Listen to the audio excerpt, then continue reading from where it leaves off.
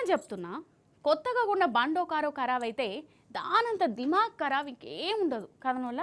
ఒక్కసారి రిపేర్కి వచ్చిందంటే తాపకో పార అత్తనే ఉంటుంది కదా. అయితే ఒక డ్రైవర్ అన్న కొత్త ఆటోను కొన్నాడోళ్ళ.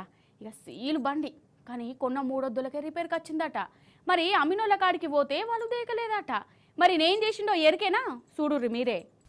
ఏంది ఈ అన్న నడి రోడ్ల బండిని గడుగుతున్నాడు అనుకుంటుర్రా ఏంది? లేకపోతే కొత్త సంవత్సరం వచ్చింది కదా బండిని మంచిగా గడుక్కోవాలనుకుంటుండ్రా? అయ్యో పాపం, ఈ అన్నకు ఆటో మస్తు సలుస తాయించిందట.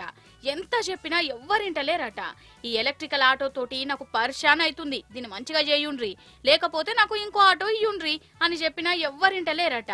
లేదు బ్యాటరీ ప్రాబ్లం ఉన్నది, అది మంచిగా చేస్తే నీ ఆటో మస్తు ఉరుకుతుందని చెప్తుర్రట. ఒకసారి చెప్తారు, 2 సార్లు చెప్తారు, ఊకూకే గట్లనే చెప్తున్నారట. ఇక ఇట్లయితే కాదని చెప్పి అన్న ఏం చేసిండో చూడుర్రి.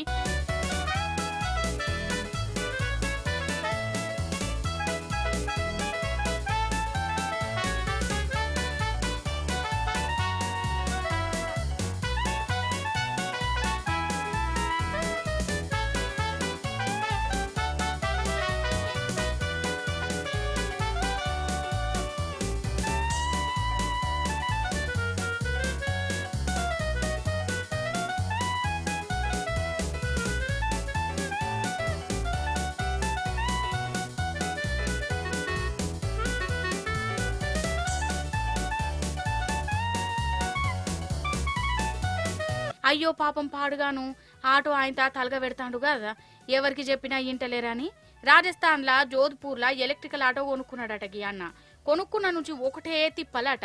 షోరూంకు ఎన్నిసార్లు పోయినా ఎవ్వరు సుత పట్టించుకుంటలేరట, ఏం చేస్తలేరట. ఇక గిట్లయితే కాదని ఆటోను షోరూం ముందే పెట్టి పెట్రోల్ పోసి తగలబెట్టిండు కదా. అయినా గిట్లా పట్టించుకోకపోతే ఎట్లా ఉంటది, మస్తు పరిశాన్ అవుతుంది. పాపం ఈ అన్న ఆటోను మొత్తం తగలబెట్టిండు. పెట్రోల్ డీజిల్ తోటి పరిశాన్ లేకుండా ఉంటదంటే ఎలక్ట్రికల్ ఆటోతోని పెద్ద పరిశానే వచ్చింది అన్నకు పాపం.